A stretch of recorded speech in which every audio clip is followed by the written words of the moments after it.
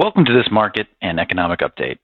In this video, we'll discuss what's been happening beneath the surface of the stock market.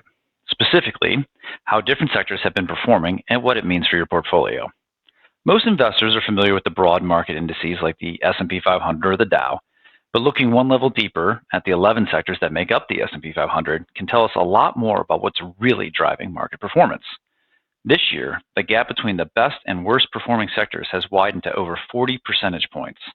Let's walk through why this has happened and what it means.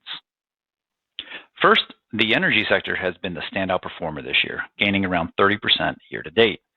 The main driver has been a sharp rise in oil prices, with Brent crude hovering above $100 per barrel as tensions in the Middle East have escalated.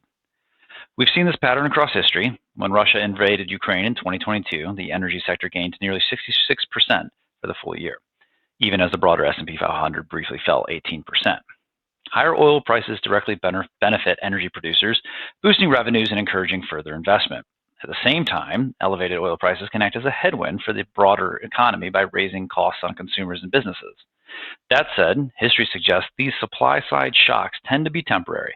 For instance, the market began to recover quickly by the end of the 2022 episode.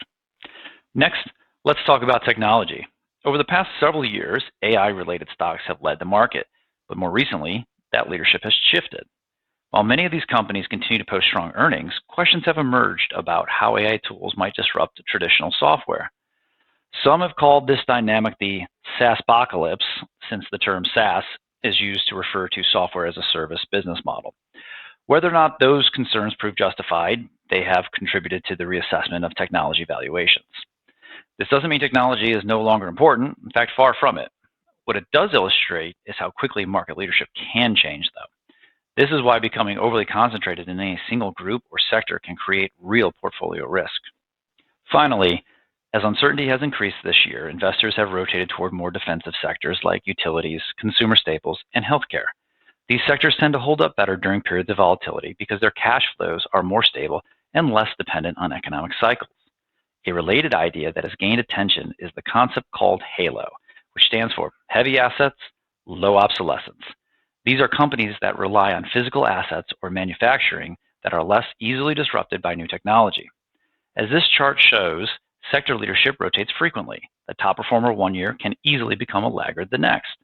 This unpredictability is exactly why broader sector diversification matters. We hope you found these insights helpful. If you'd like to discuss sector trends, market dynamics, or how your portfolio is positioned across different parts of the market, please don't hesitate to reach out. Healthy plan, wealthy life.